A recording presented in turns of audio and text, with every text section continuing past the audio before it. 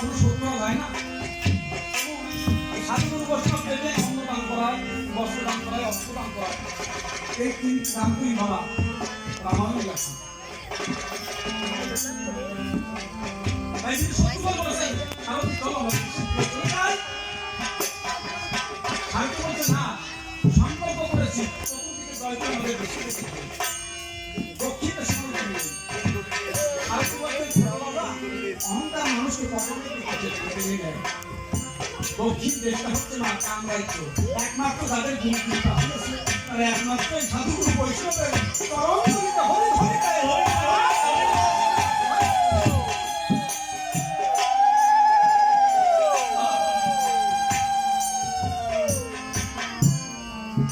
একমাত্র তাদের গুণকৃপা হয়। কোন হয় আমার ঠাকুরের প্রতিটা মানুষের দিক মন্দিরে আরো দেবতাকে বসিয়ে থাকে। আমি হঠাৎ যখন পরিবারে চলে যাবো তখন আমার এই মুখ ইন্দ্রের সাক্ষী দেবে মা, মামা তুমি কি এই মুখ দিয়ে কি হরি না মুখ দিয়েছি, এই চোখ দিয়ে কি সাধুগুরু মুখ দর্শন করেছে, কান দিয়ে কি তুমি সেই হরিনাম শ্রবণ করেছে, এই হাত দিয়ে তুমি দান করেছে, পা দিয়ে কি দিয়েছে, এই পয়সাটা 620 বার দিন পাওয়া আশা করে কোনো মানুষ সাধন গ্রহণ করতে পারে না। আবার রাত্রির অন্ধকারে বা পবিত্রভাবে থেকে ওই রোমের ঘরে কৃষ্ণ নাম হরিনাম জপ করতে করতে কোনো মানুষ যদি স্বয়ং করে দেয় সাদা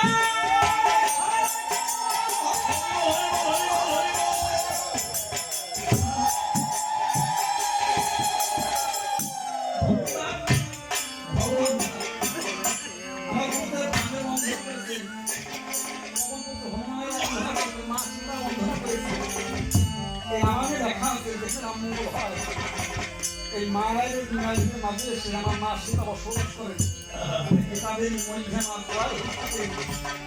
মা হনুমান সাধু বৈষ্ণব আপনার ছিল আমি সবাই মতো আমার মা সীতার মতো। তাই বলছেন দক্ষিণ দেশে কোনো ভিড় নেই, ভিড় থাকলেও থাকতে পারে। তাই সাধু বলছেন দক্ষিণ দেশটা হচ্ছে কামরাজ্য, একমাত্র যাদের কোনো কৃপা হয়েছে তারাই একমাত্র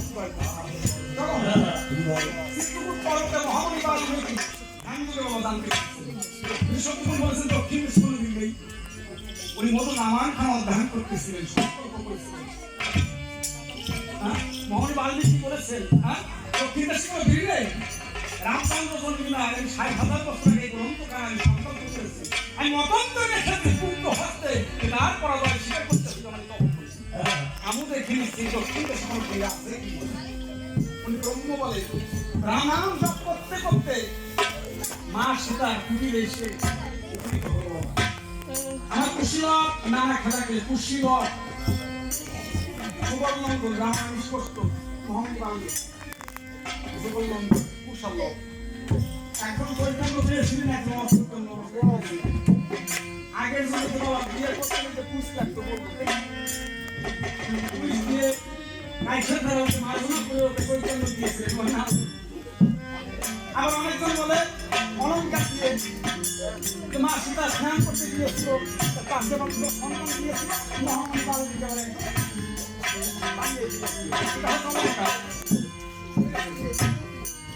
সীতারাম করে দিতে দিতে নিজে আপন কুটিরে এসে সীতা সীতা করে ঘুরে দিচ্ছেন মা সীতা মাগো সীতা তুমি কি কোথায় আছো মা? সীতা দিদি কেটে কেটে বলছেন যে ওখানে তুমি ব্রাহ্মণ তোমার কাছে এসে দিদি যাও ভিক্ষা নিয়ে যায় আমার বলছেন আমি তো ভিক্ষারি আমার বস্ত্র নেই আমার কঠিন নেই, এই রোদ বৃষ্টির ভিতরে একমাত্র কুশীলককে আমার বুকের মাঝে দিয়ে রেখে আমি বন মাঝে থাকি। এই জগতে আমি স্বামী হারা, আমি পিতা হারা, আমি রাজ্য হারা, আমার এই জগতে কেউ নেই। প্রতিটা মাতা পিতা 10 মাস 10 দিন ধর্ম ধারণ করে তার মাতা পিতা থেকে মনে আপনি ছাড়া তো আমার কেউ নেই। তাই মনে বলছেন তোমার এই করুণ কথা শুনতে আসিনি, দেও ভিক্ষা নিয়ে আসলে বলছেন আমি তো পরম ধন হতে বঞ্চিত, বলছে মা আপনি যে পরম ধন হতে যে বঞ্চিত সে পরম ধন হতেই আমাকে দেও মাত্র তোমার খুশি রক্তে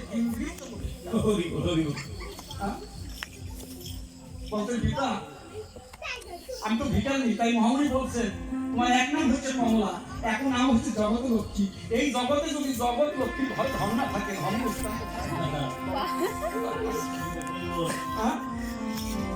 তাই সীতা বলেছেন, পিতা একমাত্র আমার জীবনের অনন্ত ভেলাস করবে এই কুশীলক। এই কুশীলককে নিয়ে আমার ব্যথা বেদনা নিয়ে আমি বুকের মাঝে রেখে আমি বনও মাঝে দেখতে পাচ্ছেন না, এই গাছের ছাকল দিয়ে আমি লজ্জাকে নিবরণ করে রেখেছি, গাছের লতা পাতা দিয়ে আমি লজ্জাটাকে নিবরণ করে রেখেছি। আমার ঘর নেই, দরজা নেই, আমি বন ঘর দিয়ে রেখেছি। তাই সীতা বলেছেন, পিতা আপনি আর কখনো আমাকে সীতা সীতা বলে ডাকবেন না, কেননা এই পৃথিবীতে সেরা নাম বড় না। মানবগণ, এই জগতে কোনো মাতা পিতা কোনো সন্তানের নাম আর সীতা নাম আমি না রাখি, তাহলে এমনি ভাবে আমার যাবে সীতা নামে মাতা পিতার মতন এত বড় বান্ধব আর খোদা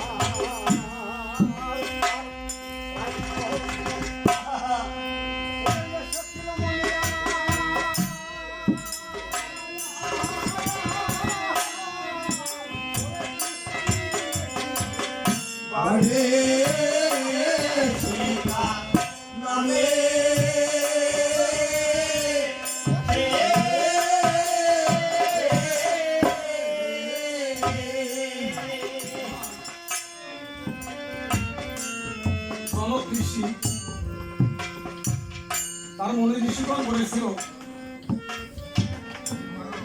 গণখুশি, তুমি যদি তোমার স্ত্রীর অলঙ্কার দিয়ে নাঙ্গলের বীজ বানিয়ে তুমি যদি নাঙ্গল দ্রব্য করতে পারো, তাহলে তোমার এই রাজ্যের বৃষ্টি বর্ষণ হবে, ফসল হবে, সবাই সুখে শান্তিতে বসবাস করতে পারবে।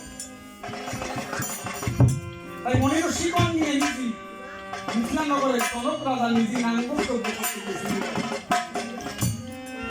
যখন নাঙ্গল করতে গিয়েছিলেন, ওই নাঙ্গল নিচে আমার মা সীতা কলসে উঠাচ্ছিল।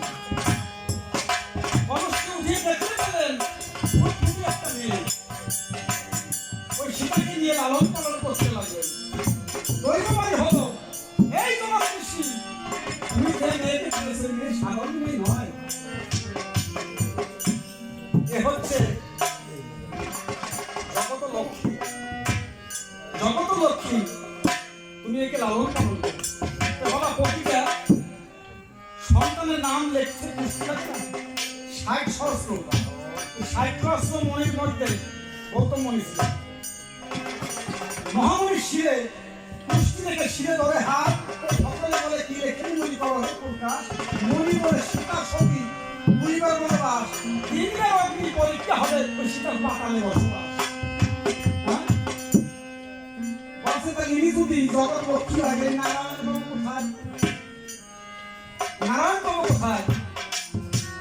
তখন বললেন এই নারায়ণ যদি তোমাকে পেতে হয় তখন কই গেছে শিবের কাছে যেতে হবে। তখন শিবের কাছে গেলেন, আমার দয়াময় শিব ঠাকুর বললেন, আমার এই হর ধনুক নিয়ে দাও, এই হর ধনুককে পৃথিবী ব্রহ্মাণ্ডের মধ্যে ভঞ্জন করতে পারবে, সেই সীতাকে বিবাহ করবে। আমার গীতা সেদিনকে রামচন্দ্র হর ধনুক ভঞ্জন করে আমাকে গ্রহণ করে দিয়েছিল অবতার। তখন ভেবেছিলাম এই পৃথিবীতে আমার মাকে সীতাকে আমি করতে পারবো না। প্রতিটা মাতার ভিতরে 10 মাস 10 দিন ধারণ করে ছেলে লালন পালন হয়, মায়া মমতা দিয়ে তাকে বড় করতে হয়। এই জগতে আমার মাতার পিতাকে আমি করতে পারবো না। দিদির মুখের চক্রান্তে আমি ভেবেছিলাম আমার জীবনে আর কোনো কষ্ট থাকবে না, তাও হলো না। আমার এই মনে এসে একমাত্র এই মহামণি ছাড়া আমার এই পৃথিবীতে আর কিছু নাই। তাই সেটা কাঁদতে লাগলে তাই মনি বললেন, মা তুমি আর কেঁদো না, তুমি কাঁদলে তোমার চোখের জলে সাগরের ঢেউ বন্ধ হয়ে যায়, তুমি কাঁদলে গাছের ফুল চয়ন হয়ে যায়, তুমি কাঁদলে বনের পশু ঠাকুর নীরব হয়ে যায়, তুমি কাঁদলে গাছের ফল মাটিতে পড়ে অমঙ্গল হয়ে যায়, তুমি কাঁদলে সাগরের জল ঢেউ বন্ধ হয়ে যায়, তুমি কাঁদলে পবন বন্ধ হয়ে যায়, তুমি কাঁদলে সাগর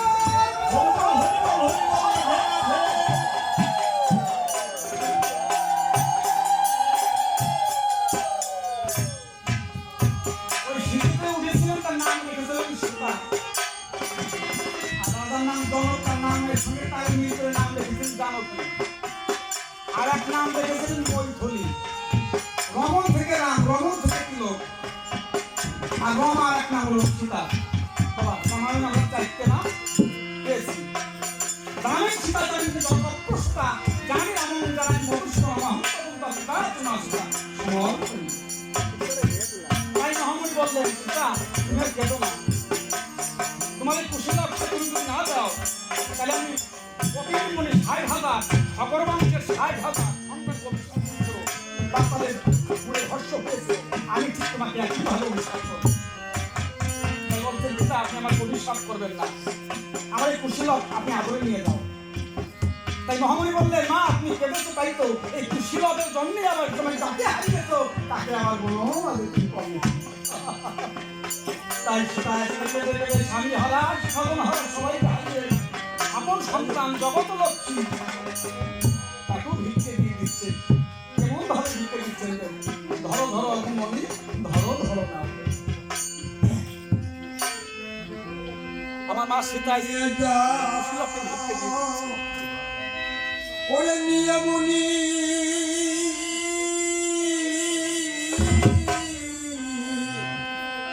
ওরে দুঃখিনী রে ধনরে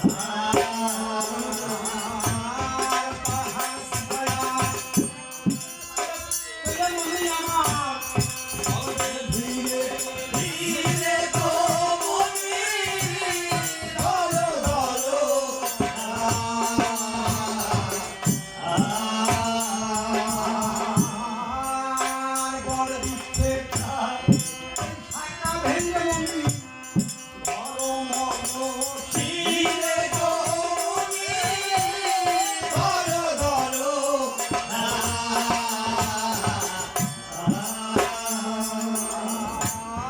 তাহার ছায়া মনি আমার চলবে ফিরে শিরে গনি ধরো ধরো আর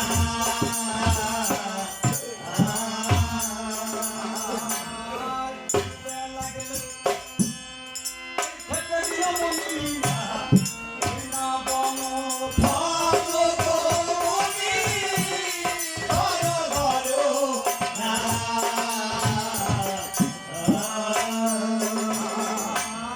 চলো পাশায় ওরে কাতর হলে মন্দির প্রিয় বন্ধন বলে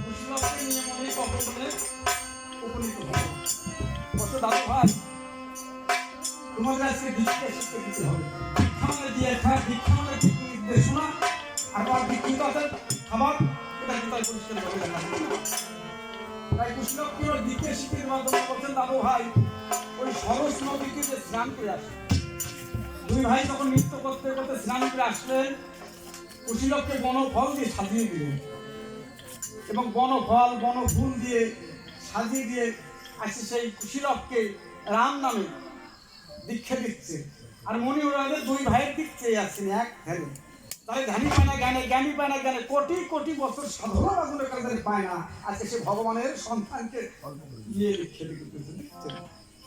তাই যখন দীক্ষা থেকে রাম নামে দিলেন তখন বলছেন দাদু ভাই এই পৃথিবীতে দীক্ষা নিতে হলে কিছু গুরু দক্ষিণে দিতে হয় বলছে আমরা কোথায় পাবো বলছে বন মাঝে অনেক মনে ঋষিগণ আছে তোমরা নৃত্য করতে করতে দুই ভাই যাবে তোমাদের যাহা কিছু দেবে সেটাই হবে তোমাদের গুরু দক্ষিণা তাই এবার বন মাঝে দিয়ে এই মনে ঋষির কাছে দিয়ে যাহা কিছু পেলো ঠাকুরের পাই নির্পণ করলো গুরু দক্ষিণা শেষ হলো তারা কুশীলক কি বলছেন দাদু ভাই দীক্ষা শিক্ষা তো শেষ হলো তাই না এবার তোমাদের অস্ত্র বিদ্যা শিক্ষা তো কুশীলককে মহামণি বলছেন এই নাও বান এই নাও তুল ঠাকুর দাদা এই বনমাঝে তো আমরা দু ভাই আর আপনি তিন ভাই এটা কি বান এটা হচ্ছে বান এবং তুল বান কেরম খাইন কি দাদা এ বানে তো কোনো দোষ নেই। বুঝলেন মন্ত্র করে দিলে জল হয়ে যাবে হ্যাঁ মন্ত্র করে দিলে জল হবে তো কোনো জোর হবে হ্যাঁ এবার মন্ত্রপুত করে দেন দেখি জোর হয় কিনা হ্যাঁ তোমাদের এই বান দিয়ে তো যুদ্ধ করতে হবে তাই না তো পরীক্ষা করে দেওয়াই ভালো আচ্ছা ঠিক আছে তাহলে ঠিক আছে তোমার দুই ভাই পরীক্ষা করবে তাই তো হ্যাঁ মতো করলে বল হবে না বেশি তো ধরে আচ্ছা ঠিক আছে জয় দাদা দাদা আমি তলে আমি কো আমি তো দাদা আমি তলে হ্যাঁ 80 লক্ষ মনোজন আছে 80 লক্ষ মনে হয় দাদা খাইছি ঠাকুর দাদা আমি পূর্বেই বলেছিলাম যে মন্ত্র পুরত করে দিলে জোর হবে তাহলে ঠিক আছে তো হ্যাঁ বুঝতে পেরেছি ঠাকুর দাদা হ্যাঁ তা আমাদের সঙ্গে তো ছোটদের সঙ্গে যুদ্ধ করতে হবে এই তো হ্যাঁ তা এই বানের পরীক্ষা সুন্দরভাবে পরীক্ষা করতে হবে পরীক্ষা করতে হবে। হ্যাঁ যুদ্ধ করলে তো পরীক্ষা দরকার তাই না তা আপনি একটু নড়াচড়া করবেন না ও আচ্ছা ঠিক আছে আপনি ঠিক হয়ে দাঁড়িয়ে তাহলে থাকেন আমাকে দিয়েই পরীক্ষা করতে হবে কোন মজা তো আর কেউ নেই আমরা দু ভাই আর আপনি তিন ভাই হ্যাঁ আমরা বানটা দিয়ে একটু পরীক্ষা করে দেখি মানে কতটা জোর আছে আচ্ছা ঠিক আছে ঠিক হয়ে দাঁড়ায় নড়াচড়া করবো না সে নড়াচড়া হবে ঠিক আছে পরে বলবেন যে বুড়ো ওই সব করবে না। ঠিক আছে এই আমার এই পাশে এই বানটা একটু আগাই দিস মানে ও পাশে একটু চক করে দেবো হ্যাঁ। ঠিক আছে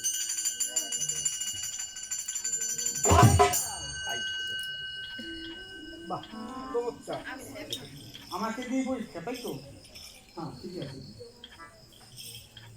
তা বাবা আপনারা জানেন তো ভিগুমণি উপায়গুলো চরণ দিয়ে নিচ্ছিলেন মাথা দিয়ে ওই সাধনা করেছিল শিব সাধনা।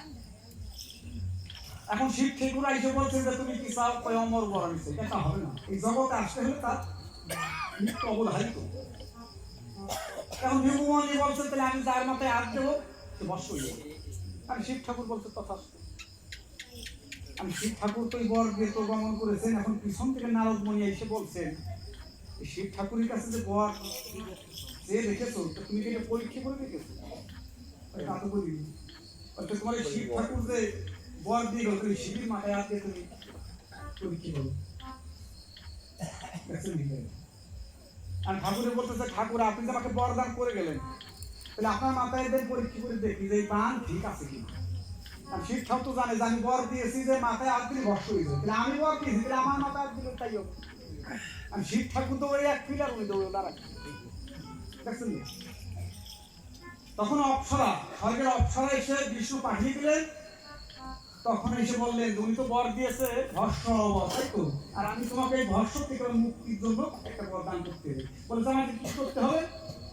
নৃত্য করতে হবে। ওই ভিগুমণি যখন নৃত্য করতে করতে করতে যখন নিজের মাথায় নিজে হাত দিয়েছে নিজেই ভস্ম হয়ে গেছে। সেক্ষেত্রে নাম হলো ভস্ম। আমি যে কুশলক তোমাদের বান দিয়েছি তোমাদের বনমাদের শত্রুকে বিনাশ করার জন্য, আর সেই বান দিয়ে আমাকে ওই একই অবস্থা আমাকে শেষ করে দাও, সব শেষ হয়ে যাবে। আপনি এখন কোথায় যাবেন? আমি চিত্রকূট পর্বতে যাবো এখন ভগবানের আরাধনা করবার জন্য। ভগবানের হ্যাঁ আরাধনা করার জন্য। ঠাকুর দাদা গাও খাওয়া আপনি এখন কোথায় যাবেন? ভগবানের আরাধনা যাবেন। একটা কথা বলবো ঠাকুর দাদা, সত্য বলবো আমাদের দু ভাইয়ের জন্য, এতগুলি লোকের মধ্যে বলবো আমাদের জন্য ভালো দেখে 1 2 3 4 চারটে কালারে চারখানা ভগবান নিয়ে চারজন ভগবান। একজন ভগবান আমরা পাইলে পৃথিবী তার এই লোক বলছে চারজন ভগবান দিয়ে তুমি কি করবে? হ্যাঁ এই খেলাধুলা করবো। খেলাধুলা কি খেলাধুলা করবে? এই লোক মাছ বল খেলাধুলা করে না খোলা পানি, হ্যাঁ এইসব খেলাধুলা ভগবানের সঙ্গে তো ভক্তের খেলাধুলা। অবশ্যই। এবার বলতে না বলতে চিত্রকূট পর্বতে মহামণি অন্তর্ধান হয়ে চলে গেলেন। কুশীলব করেছেন বনমাঝে গমন। আপনারা ওই বীর শত্রুগণের অশ্বটা ঘুরতে ঘুরতে ওনাদের দুই ভাই সম্মুখে সুফলিত হল। এখন লব বলছেন দাদা কি কত সুন্দর একটা অশ্ব ধরে দাও না, আমি খেলাধুলা করতে চাই। বলতে তাই তো বলতে হ্যাঁ তখন দাদা দেখো অশ্ব এলো মনে তো মনে দাদা দেখো ভাগে দাদা এটি হলো দায় দাদা দেখো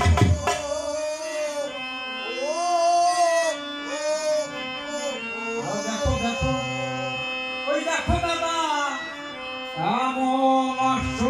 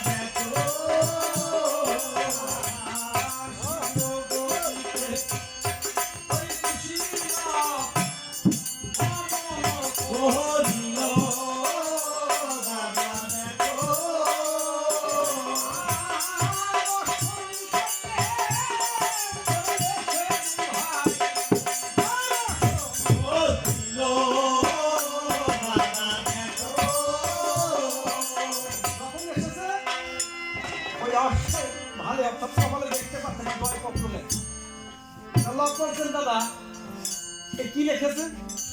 ওই কপালে লেখা আছে ভালো লেখা আছে লেখা আছে কি রামচন্দ্র এবং গুরুদেব লিখেছে জগদ্দাতে রামচন্দ্র তারাচারী ভাই রামের অর্থে ধনুক ধরে এমন বিক্রম নাই রামচন্দ্র বধিয়াছিল লঙ্কারী রাবণ পত্রিকায় ইন্দ্রজিৎকে বুঝিয়েছিল ঠাকুর লক্ষণ ভরতের বাটনিকাবে পবনের নন্দন শত্রুগণ প্রত্যক্ষ দুর্জয় লবণ অহংকারে লেখলেন পত্র লেখলেন রঘুপতি এই অশ্ব ধরবে বলে তার মাতা হবে সতী এই অশ্ব ধরতে তিলক মাত্র নাই বাধা এই অশ্বকে ধরিয়ে না ধরবে তার পিতা হবে গাধা এই অশ্ব ধরে দেবীর যুদ্ধ নাই করে গাধা হয়ে জন্ম লইলে গাধী আল্লাহ পথে পিতা থাকি তাহলে রামের মা সত্যের আমার মা সত্যি তাহলে আপনারা কি করেন আদেশ করে অশ্ব বন্ধন করে দেবেন দেখি অশ্ব কি লিখে আছে দেখছেন লতায় কথায়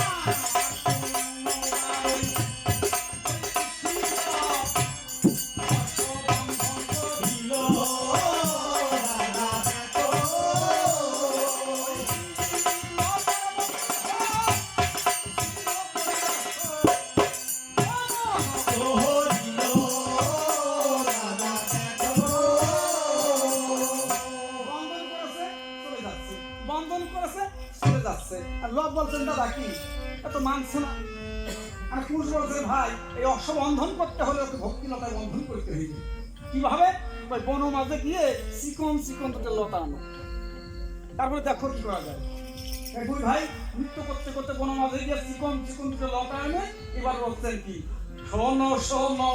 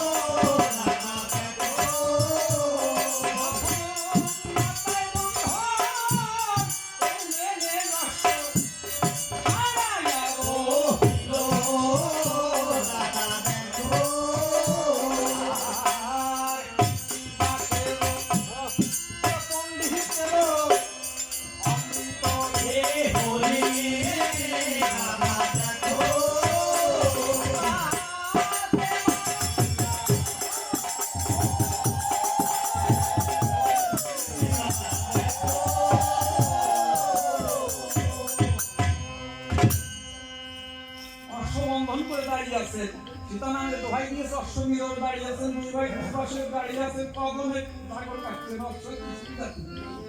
বীর শত্রুঘ্ন মনে মনে চিন্তা করে 3 দিন অশ্ব ছেড়ে দিয়েছে ওই মনির তপমনে এসে দেখতে পায় দেখতে মতো রাম লক্ষ্মণের মতন দেখতে পাওয়া বলছেন যে আমি অযোধ্যায় দেখেছি এক রাম আর এখানে এসে দেখতে পাচ্ছি সুবলদা অর্থাৎ সন্তান তো রামের এক দেখতে একটা রামের মতন মাথায় চূড়া গলায় মালা হাতে মালা একেবারে রাম লক্ষ্মণ দূর হতে বলতে মানে চোখে ডাবসা দিচ্ছে যে এক রাম লক্ষ্মণ এলো কোথায় হ্যাঁ সুন্দর তার দেখলে পরে বলন তার বলন দেখি নয়ন হলে না দুই পাশে দাঁড়িয়ে আছেন অশ্ব মাঝখানে দাঁড়িয়ে আছেন কিন্তু শত্রুঘ্ন বলেছেন এই বালক অশ্ব বন্ধন করেছে কি আমার ভাই বন্ধন করেছি অশ্ব ছেড়ে যোগ্যের অশ্ব মহাশয় ছেড়ে দিতে কোনো আপত্তি নেই এখানে পরগা পত্র লিখে দিয়ে দান নচেত বিনা যুদ্ধে আমরা অশ্ব ছেড়ে দেবো না এখন আর অসতী মায়ের সন্তান যদি হয়ে থাকে হ্যাঁ ভিক্ষা করে দেন আর অশ্ব দেবে না নচেত এখন পরাজয় পত্র লিখে দিতে হবে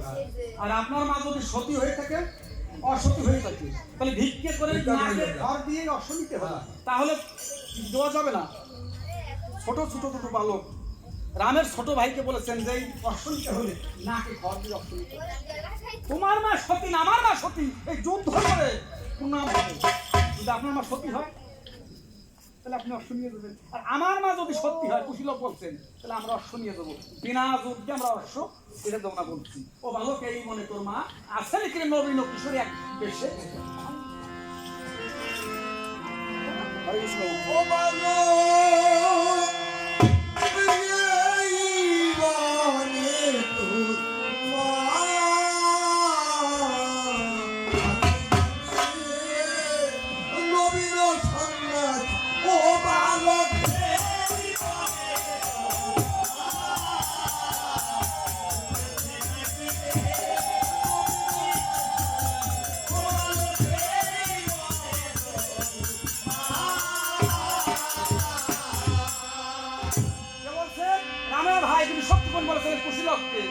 স্বাস্থ্য করে ওরে বলতে বাবু দেবে করি সাহায় বালকে বলে তো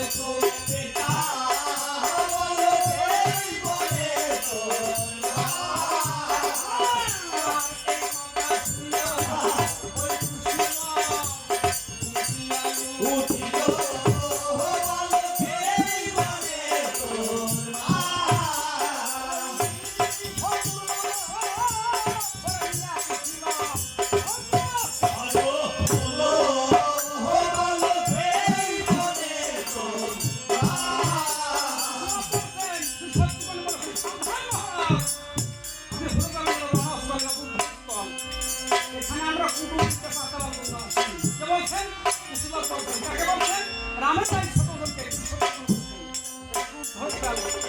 এখানে এসে যুদ্ধ করবার জন্য আমার মা সতী না আপনার মা সতী এই যুদ্ধকে প্রমাণ হোক আপনার মা যদি সতী হয় তো আমরা বিনা যুদ্ধ অশ্বশ্রোতনা বলছি আর তা না হলে প্রাণ নিয়ে দেশে ফিরে চলে যান আমরা বিনা যুদ্ধ অশ্বশ্রোতনা বলছি ছোট ছোট বুঝতে ভালো দেখি সত্যগুণ বলেছেন ওদের ভালো আমি ভেবেছিলাম তোমরা আমার সীতামের সন্তান কিনা তাই তোমাদের কিছু বলিনি শিশুর সঙ্গে ভরসা করো পর্বত জানো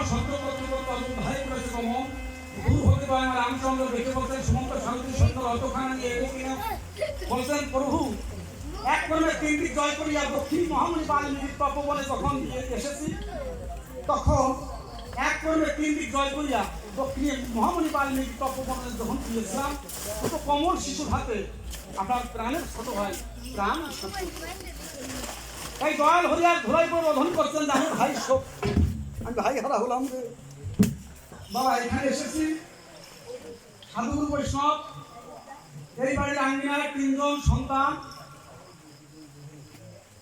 এখানে হয়তো অবশ্যই আছেন বিভিন্ন জায়গায় রামমঙ্গল আমরা করে থাকি আজকে মাঙ্গলিক অনুষ্ঠানে মরণীয় অনুষ্ঠান আপনারা অনেক সাধুগুরু বৈষ্ণব এখানে এসেছেন আমি সেদিকে শীতল গান করতে গিয়েছি ছোট্ট একটা মেয়ে তার মা চলে গেছে জন্মের মতো আসলে মাঝখানে তখন তার মার কথা বলেছি হাহাকার করে এসে কেঁদে দিলেন বুঝাইতে পারিনি এক বাবু বললেন বাবু এই রামমঙ্গলের মাঝে একটা এখন বিজয় সরকারের আপনি একটা বিশ্বাস তাই সেই ব্যথা রয়েছি আমার মায়ের মতো একজন আত্মার আত্মীয় আচ্ছা রামচন্দ্র তার ছোট ভাইকে হারিয়ে ভয় করে অধীন করতেন গোলকের নারায়ণ সেও ভাই হারিয়ে যাচ্ছে আর আমার তো বাবু মা বাবা কখনো ঋণ শোধ করা যায় না একমাত্র মাতা পিতাই হচ্ছে এই জীবনে পরম কোনো মানুষ যদি তুলে যায় আগে জানে মা ওই না জানলে ছেলে অন্ধ হোক কানা হোক খোলা হোক তবু জানে বাড়ির শেষে আসলে ওই সন্তান আমাকে মামা করে ডাকবে কোনো মাতা পিতা যদি সন্তান যদি অন্ধ হয় মাতা পিতা তার হাত ধরে তবু তারা নিজের শেষে বাড়ি এসে আমাকে মামা বলে ডাকবে পৃথিবীতে একজন সন্তান কতজন সন্তান হারা একজন সন্তান হয় এই বাড়ির মানুষ সন্তান একেবারে দয় হয়ে ধোলাই করে রোধন করছে আমার সে একটা মধুনী গান মনে পড়ে গেল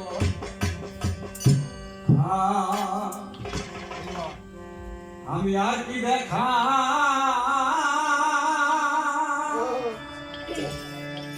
ওরে আমি পাবো রে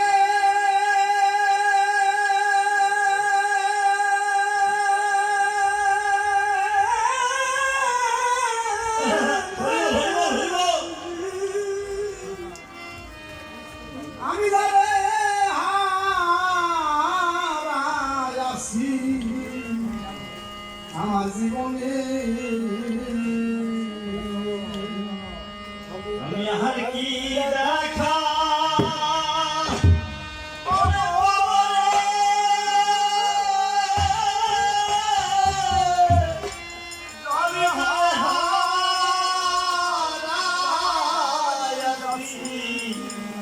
আমার জীবনে ভাগো ধরা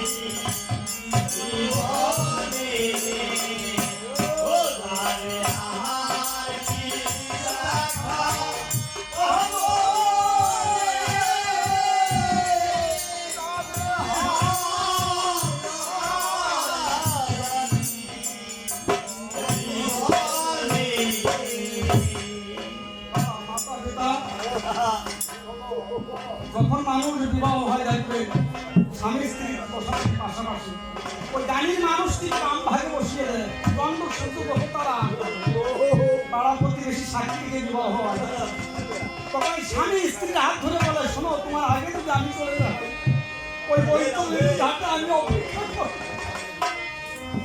আর তুমি যদি আমার দিকে চলে যাও ওই বৈতরণীর ঘাটে তোমার জন্য আমি অপেক্ষা করবো সেই ভালোবাসার মানুষটি ধর্মের মতো চলে যায় সবাই ফাঁকি দিয়ে চলে যায় নয়ন জলে ভেসে যায় কতজন স্বামী হারা কতজন বন্ধু হারা কতজন স্ত্রী হারা কতজন সন্তান হারা ওমা যে ঘরে হারিয়েছে সেটাও এখনো বলছি মাতা পিতা যখন বাড়িতে বা বেঁচে থাকে সন্তান ছেলে মেয়ে যখন বাড়ির পাশে আসে মামার বাড়ি ডাকতে দিতে বাড়িতে আসে আর যখন মাতা পিতা চলে যায় এই ইহকাল আর ডাক দেওয়ার মতো না আর কেউ থাকে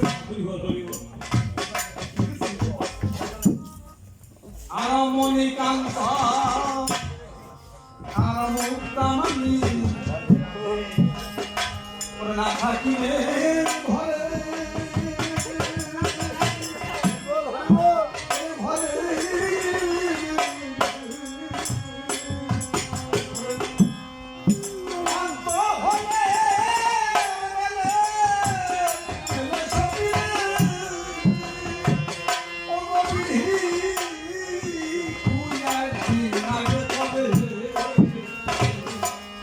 আর মনিকান্ত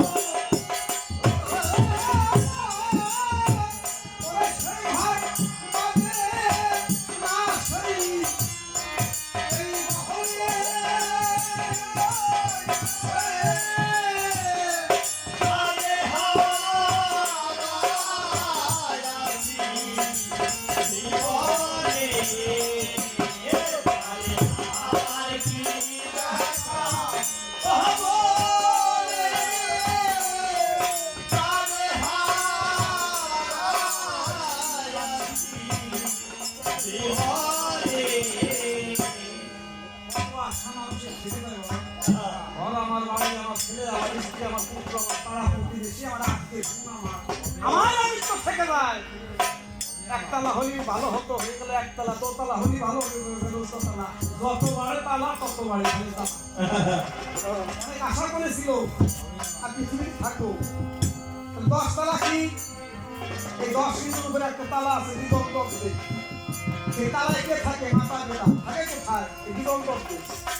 মাতা পিতা চলে যাওয়ার পর সেই মস্তকটা যদি কোনো সাধারণ বৈষ্ণবের চরণ অন্তঃচরণে যদি প্রণাম করে মানুষের মাতা পিতা শান্তি পায়। গৌরাঙ্গ মহাপ্রভু তার বাবা বলেছিলেন, আমার গৌরী বলেছিলেন, মা আমি সন্ন্যাস করবো না। কেন? আমি তোমার সন্তান, আমি সন্ন্যাস করবো না। তাই গৌরাঙ্গ মহাপ্রভুর মা বলেছিল, নাই যে বংশে একজন সন্ন্যাসবাসী হয় তার চরিত্র পুরুষ নাই। সাধুগুরু বৈষ্ণব প্রতিটা মানুষের দেহে এই সাধুগুরু বৈষ্ণব ধর্ম চাই শুভেচ্ছা। হরি আছে কীর্তন আছে, হরি মামা শ্রীরামরা এখন পূর্ণবস্থিত হইতে ঠাকুরের বাড়ি সুব্রত ঠাকুর আমাদের নিয়েছিলেন নামমঙ্গল করবার জন্য। অনেক জানা আমার ঘনিষ্ঠ তাই সেখানে গিয়েছিলাম, সেদিন অনেক কথা হলো। তাই সে বাবা বলেছিল, মানুষ সাধুর সঙ্গে কেন করে বাবা? কোন সাধুর বাজারে কোন মহাপুরুষ এসে বসে থাকবে বলা যাবে? বলা যাবে না। সেই সাধুর পাশে যদি একজন মহাপুরুষ বসে থাকে, অপরিচিত লোকের চিন্তা করবো কার বদনে ছোঁয়া লেগে কার পরস্পরে হওয়ার সময় হয়ে যাবে। তাই মানুষ দেবতাকে বসে নিয়ে মন্দিরে সে রাম রাম জপ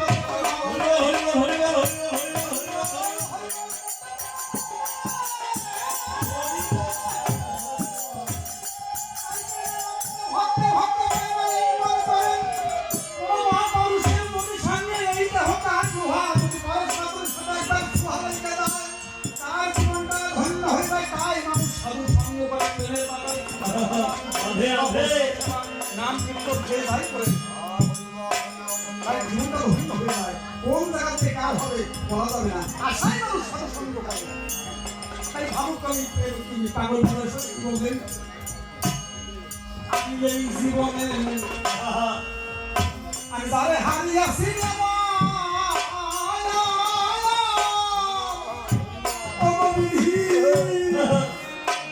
আমি পাবো না, আমি পাবো না তো না।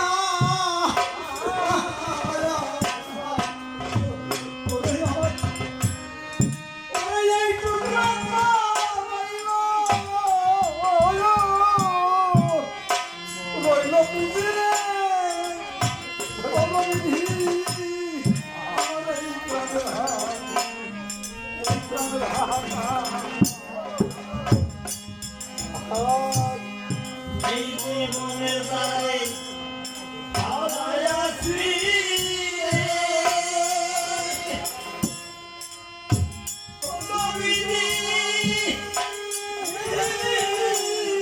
পাবো না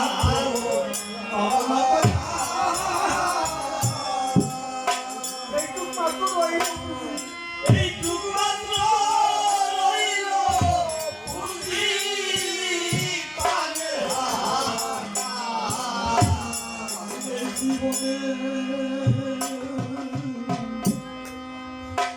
ওরে বান্ধব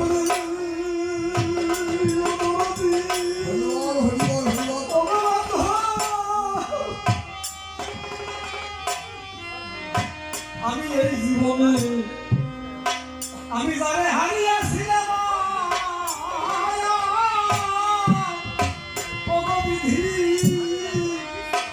আমি পাবো না তো, আমি পাবো না তো